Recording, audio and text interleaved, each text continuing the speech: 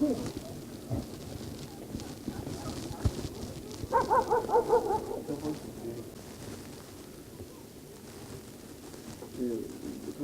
tane hane var? Evet. 50 hane. Nüfusu kaç? Nüfusu 500.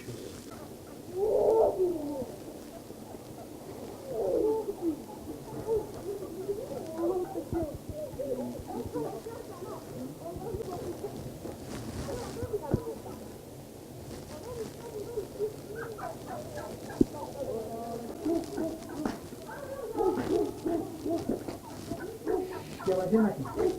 Hadi. Bir daha yavaş.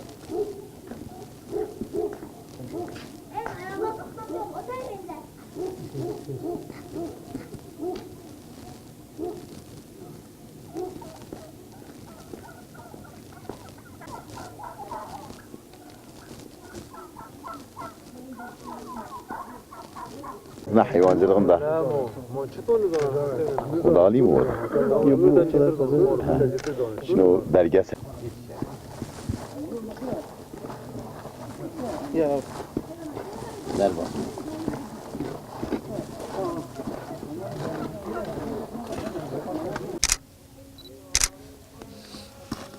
Ya tabii ki burada meramız aslında sadece Kırkpınar ve Kulukezen'e hitap etmiyor. Yani burada nerede baksa 10 köye hitap ediyor. Yani 10 köyün su kaynağıdır. Gerçekten bizim köyümüzün adı da Kırkpınar'dır. Bütün pınarlarımız bu merada kaynaklı. Yani burada sanki havuzdur. Bütün sularımız burada gidiyor. Ya sular içme hem hayvanlar için yani sonuçta bütün köyün suları burada akıyor. Tabii ki hayvanlarımız da zaten vatandaş köylü, eğer hayvan olmasa köyde kim ne yapacak? Sonuçta nerede baksa bizim köyde 50 kişi hayvanla geçimini yapıyor. Kulukezen'de nerede baksa 20-30 kişi hayvanla geçimini yapıyor. Sonuçta bu insanların elden mera gitse genler nereye gidecek? Geçim kaynakları budur. Yani bunu 2 seneden beri ben şahsım olarak ben ormana vermek istiyordum. Orman olsun diye. Bir türlü Tarım Bakanlığı'na geçmiyor yani. Tabii ki yani bunun hakkında çok dilekçemize verdik. Köylü olarak, çevre köylü olarak buna herkes tepkili. Yani sonuçta bu çevrenin ne diyelim yani bu çevrenin gerçekten hayatıdır. Yani 10 köy komple etrafı fıstıktır. Fıstıklar tozu sevmez. Döleme yapmaz. Bütün köylere, sadece bizim köy değil. Bütün köyler etkileyecek. Yani gerçekten bunun hakkında çok ileri geri bir şeyler duyuyoruz ama çok rahatsız. Yani kesinlikle meramızı kimseye kaptırmayacağız. Kesinlikle. Yani biz bir limaka bir şeyler kazandırmak için burada binlerce insan mağdur olacak. Yani bunu kesinlikle köylüm olarak ve çevre köydeki olan arkadaşlar buna direneceğiz. Yani elimizden ne gelse onu yapacağız. Limak'ın bu dağ alması söz konusu. O konuda bir şeyimiz var. Bölge olarak tabii ki bu meramızı kimseye vermeye niyetimiz yok. Eğer şayet meramızı bu şekilde bir kullanıma açılırsa çevre olarak bütün çevrede yaklaşık 10-15 köyü etkileyecek bir sıkıntı yaratır. Neden derseniz en azından fıstık üretiminde fıstık bahçelerinin tozu sevmeyen bir bitkidir.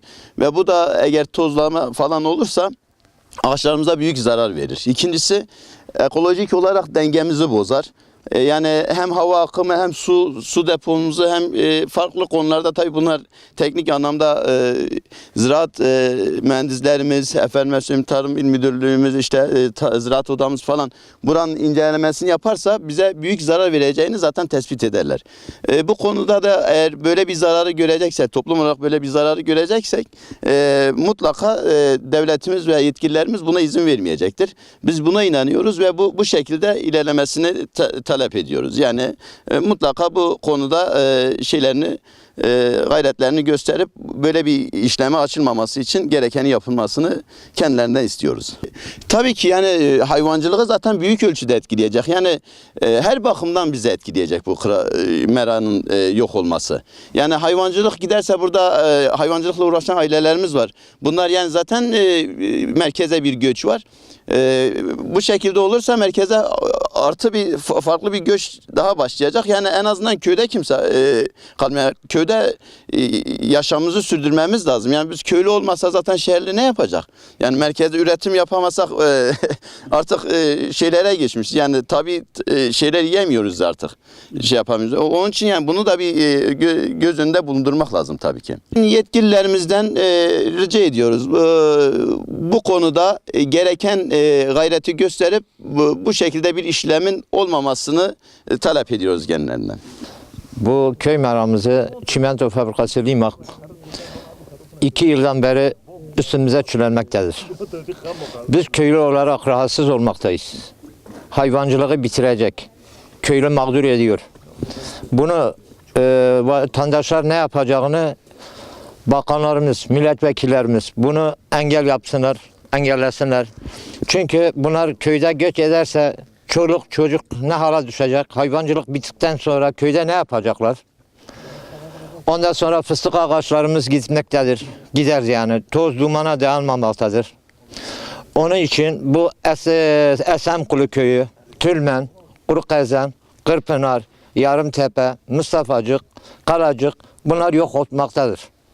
Bunun için büyüklerimize rica ediyoruz. Bunu engellersinler. Yani bugün Gölpınar'da yaptıklarını görmüyorlar mı? Göz önüne bulundurmuyorlar mı? Neden bu vatandaşlarımızı mağdur etmekteler? İşte görün. Bak katliam oluyor. Neden Limak için katliam olsun? Bırakın köylü kendi halinden, hayvancılıktan uğraşsın. Neden o ekmek teknenizi elimize alıyorsunuz? Bu Limak çimentola bizim de olduğumuz gibi biz merak konusunda sıkıntımız vardı. 7 Ocak'tan itibaren dilekçe vermişim. Tarım İl Müdürü, Tarım İl Müdürlüğü'ne verdim. Valilik makamına verdim. Karaköprü Kaymakamlığa verdiğimiz dilekçenin cevabını henüz alamadık. Bunun için çok üzgünüz. Aşağı yukarı bir yere yakın. Dilekçenize herhangi bir cevap yazılmadı. Hayır, maalesef bunların hakkında da suç duyurusunda bulunacağım yani. Tarım İl'de, Kaymakamlık, valilik tarafında da ben suç duyurusunda bulunacağım yakında. Tabii ben Sayın Bakanıma da dilekçe yani verdim. Bundan geçen hafta verdim bakanıma. Dedi ki olayı takiplayacağım. Henüz bir cevap gelmedi yani. Olay şu şekilde devam ediyor yani. Bizim de Kırkpınar'dan beraber 4300 dönüm var. 400 bin, ocak açacak, kilo ocağını açacak, toprak götürecek, çimento için. Da yapılacağı budur yani. Yani tabii bölgede büyük bir sıkıntı var. Nasıl bir sıkıntı? Mesela Yani fıstık konusunda sıkıntı olacak. Ondan sonra hayvancılık ölecek. Yani bütün sıkıntılar. İnsanlara zarar olacak. Su depomuz gidecek. Bu yani sıkıntı hepsi. biz köyden olarak, köylü olarak bu dağda yani biz hayvancılık yapıyoruz çoğumuz. Bununla geçimimizi yapıyoruz.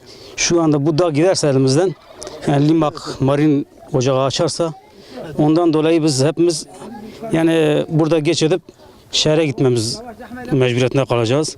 Çünkü geçim sağlanmadan mecburen şehre kaçacağız. Oradan da bizim çocuklarımızı okumayacaklar.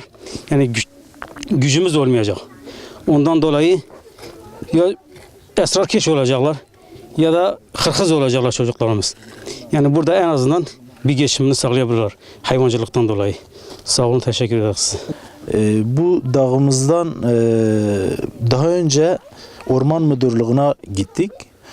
Orman Müdürlüğü önceleri diyordu ki kimse bize yer belirtmiyor ki orman yapalım.